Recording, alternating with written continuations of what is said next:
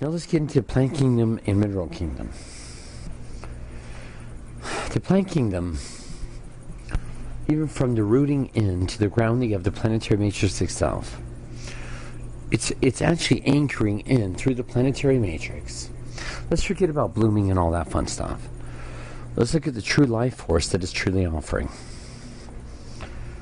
And the true life force is truly offering it beyond the obvious of creating oxygenation, all this fun stuff, all the way to the fairies, the gnomes, and otherwise, including the divas. You see, it's sharing with you, as I look right now at our asparagus fern, our basil, our little miniature pine trees. It's a life force within itself, once again, as a reminder of how simplistic all of creation is. Now, if it goes without water, I promise you it's not going to survive. You see, that's the fun part, because water is nowhere different than love. Not for the love for the plants, because plants are plants. I love them dearly, but that's not the point. The point is letting oneself receive, emanate, and emanate. The love, we can call it energy, we can call it life streams, we can call it liveliness. But it's all one and the same. It's letting it be fed with you as you're feeding it. It's a dance back and forth. No more different than the oceanic realms. No more different than the animal kingdom. It's a dance you're having together. So even from the mineral kingdom, the gnomes, the divas, and on, okay? Even to the fairies. Why don't we all stop for a moment, okay? Let's forget about absolutely everything. Why don't we let the kingdoms speak to us for a moment? That's why they're there. They're wanting to share everything. Everything not from a fluffy stain. Everything from everything that's ever presented and the journeys it's been along, and from the genome of the first seed that was ever created. From first separation to now. From the first unfoldment of one simple particle of liveliness. We call it life. That began to germinate, come to life, begin to create itself in its own image. Once again, as a reminder, as a gift, which we call it a gift, I call it normal.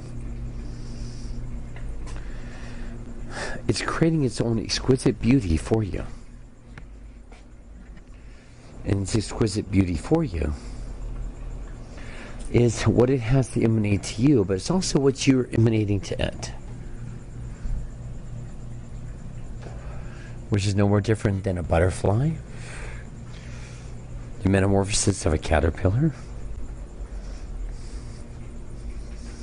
or the basil, an asparagus fern, an orange tree, a lemon tree, until so much is put into it that begins to drain it of life. Because now it's not about the beauty. Once again, it's made into a product of capital gains. What we can create from it. Because it wants to create itself to fully, completely, totally honor you. Not honoring from its beauty, but honoring from the communion that you share with it. Because now we're really letting it be the dance that it is. And when I call it a dance, it's, yeah, I have a blast with all the plant kingdom, the foliage. But it also has a blast with myself. We're giving it love, being that of water. It's giving love as well, from emanating its own beauty. No more different than in the Sequoia level of California. Isn't it funny? There's no sprinklers there, but it continues to take care of itself,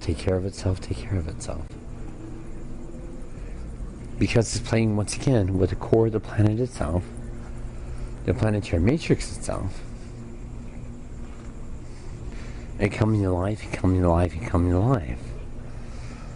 That's what I love so much about fall. It's the death of the old and the beginning of the new. But the fairies, the gnomes, the divas are still all around anyways, and around you. We're not playing in seasons. We're playing with all that is. So why don't we all for a moment, let's take a short break.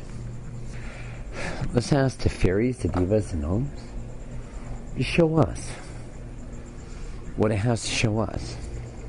No more different than the animal kingdom.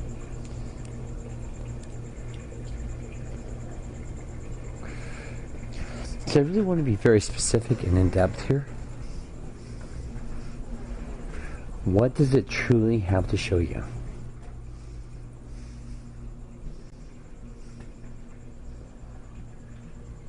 What does it really truly want to have you know about itself?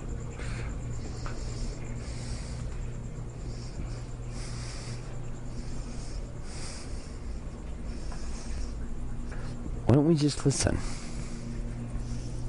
to all these kingdoms?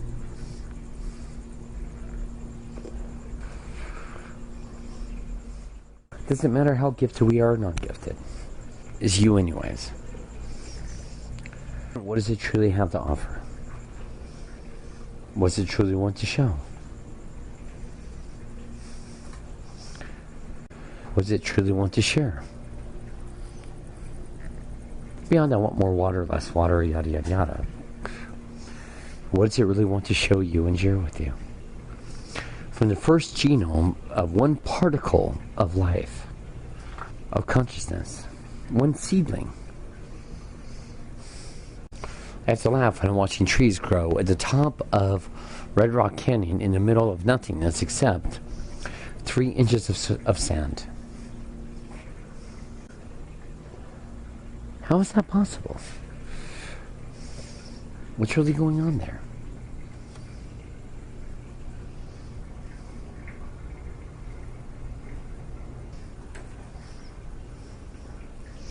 Why is it taking on its own life? What's going on with its own life? What's creating its own life? We can call it nature. But boy, is that so overrated. Let's go right through the liveliness of everything it's offering. And what are we all seeing right now?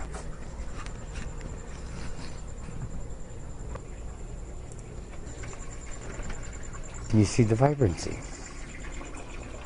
Can you see the beauty? Can you see exactly how much it is offering and sharing?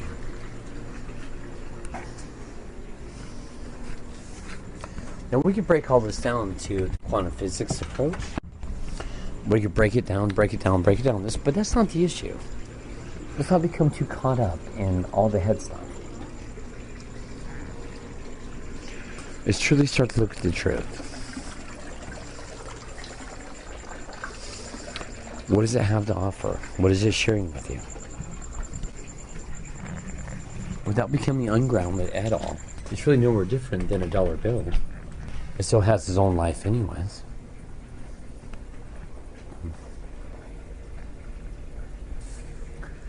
From every kingdom entirely.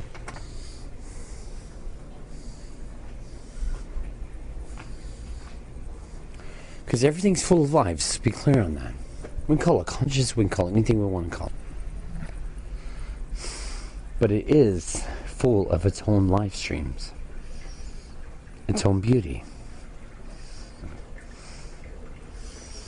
So why don't we now go right through the crystalline structure of the planet? That's made up of all these beautiful, brilliant, divine facets of amplification, feeding, offering. Let's look at it as a whole for a moment, okay? Let's look at the whole matrix of the whole crystalline structure itself. From all the crystalline structures of gold, of fuchsia, of purple, just to give it funny colors, all the way to aqua, indigo, all the way to black. The part about black is kind of the blackness of the darkest night on the planet. It's the mixture of all colors, the mixtures of all life streams, the mixture of complete wholeness, not polarized to the sunlight.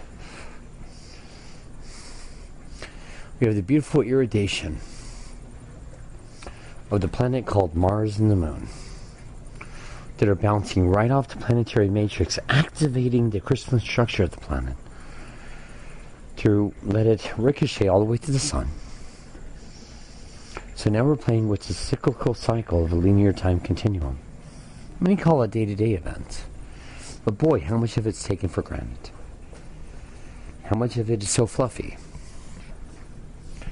How much of it is really not really honored or recognized as a beautiful gift that it is.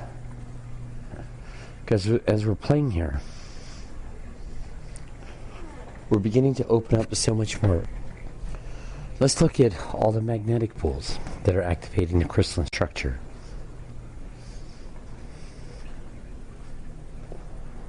Let's look at everything that's absolutely, totally, completely, unanimously happening. We have the waves coming in. We have the magnetics of the oceanic realms playing out. We have high tide, low tide that is so misunderstood. Let's look at the magnetic pulls of the sun to the moon, all the way to the core of the planet itself. I know we're going a lot more in depth. I'm doing this very much on purpose, okay? Because it's going to be creating a lot more clarity than assumptions. Also beginning to embody further and further and further, and questioning further and further and further all that's been taken for granted and for granted of. We're going to see a beautiful red ribbon in the sky. Great, it's beautiful. Done deal. Take a picture, call it done, put it in my photo album, yada yada yada. But what was really going on in that red ribbon? Why is Alaska dark 6 months out of 12 months from a linear time continuum? And the depression ratio so high. It all has to do with magnetics. Even as the poles are amplifying, so much of them, if you go from the North Pole to the South Pole, why don't we all look right into the core of the planet itself, through the crystalline matrix of the planet?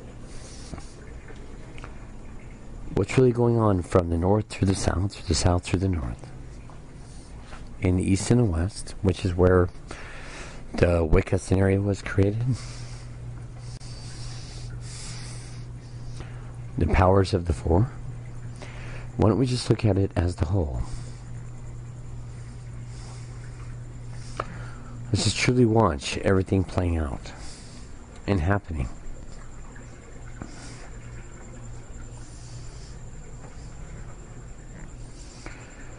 Just through the crystalline matrix of the planet.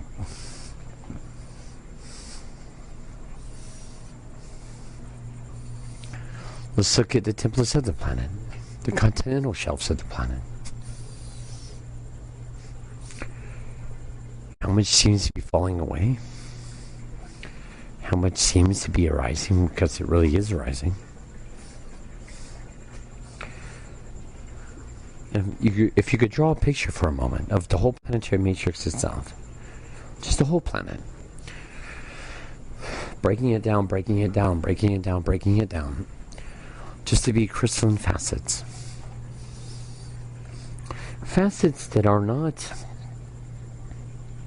of a very dense, intense mass particle.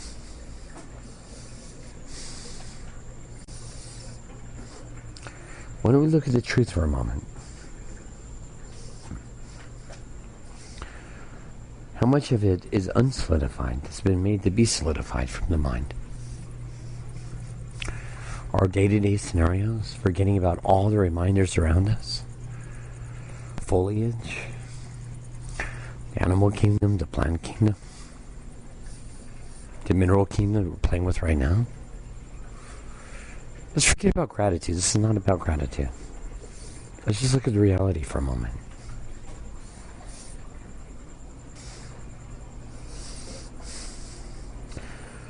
Let's look at the truth. It's assumed you're going to let everybody take 5, wake up in the morning, and start all over again. This is where the kingdoms come in. That you preset on purpose as a reminder. That's what the pyramidal structures were about. In all the encodements of consciousness that are being uncoded right now. Taking the pyramids from dormant state back into activation again. Including Zion Canyon, Bryce Canyon, Boynton Canyon. Through Canada, through Idaho, Iowa, Minnesota, through Africa, Australia, Fiji, Hawaii, islands as a whole.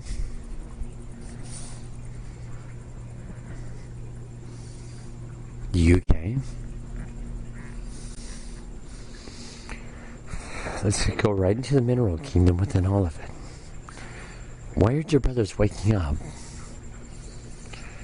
Totally, completely, globally.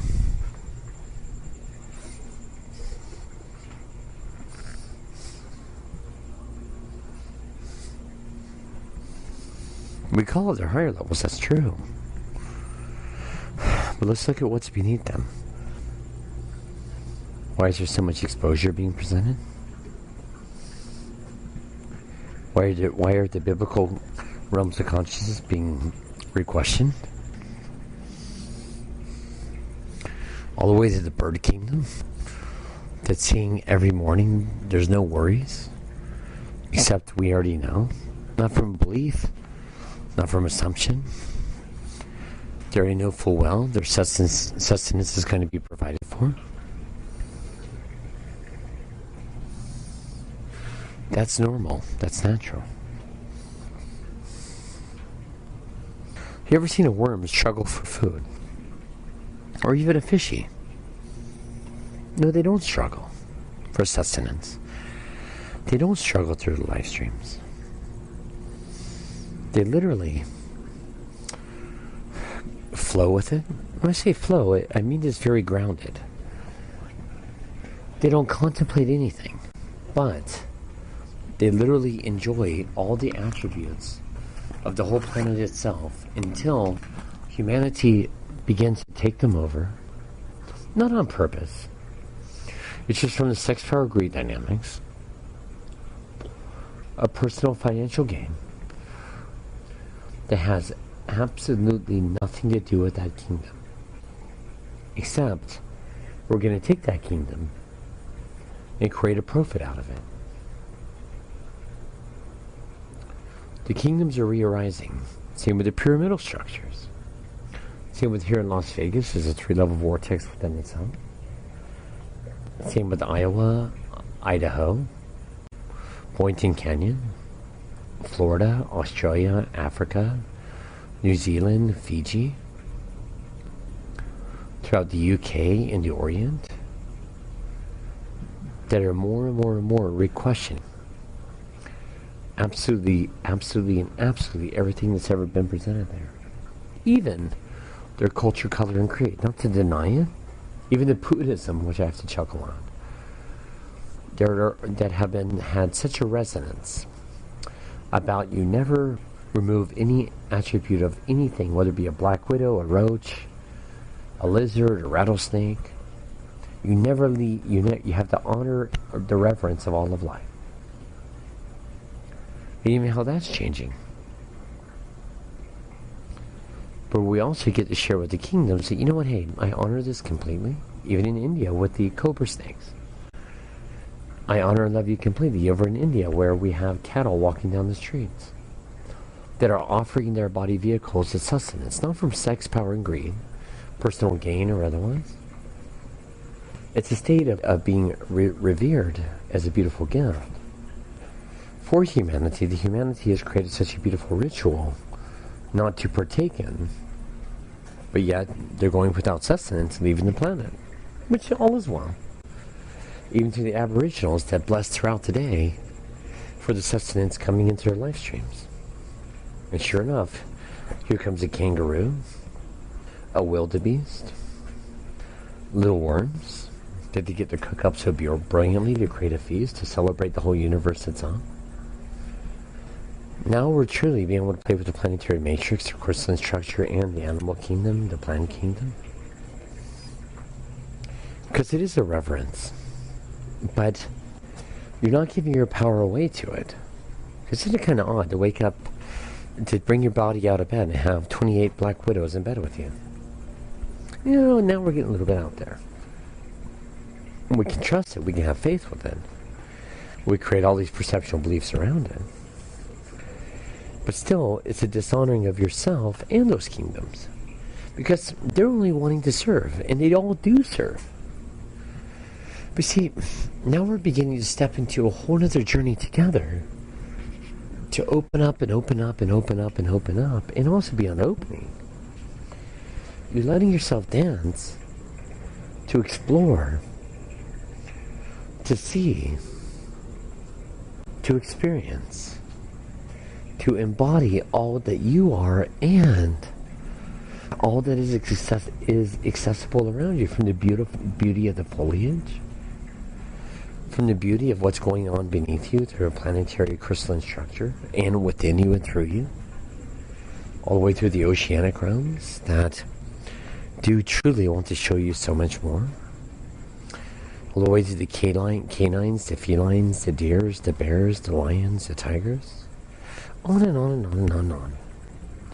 That absolutely point blank want to share with you all that they have to offer, why they're here in a body on a planet, why they want to show you, and also how they do want to show you all the beauty that they have to offer to assist brother humanity entirely. Assisting that of clarity, knowledge, the communion, the camaraderie they have to share together. And I really mean together, all the way to the great white sharks that, once again, are just the cleanup crew of the oceanic realms. From all the little fishies, the seals, on and on, all the way from the orchid kingdom. They keep the planet pure. Not about ravaging and yada yada yada, because they don't partake in all of this for a gain or a personal gain. They're doing it to honor you entirely, to be able to enjoy the rest of the world entirely, and yourself, from the marriage of the higher and the lower.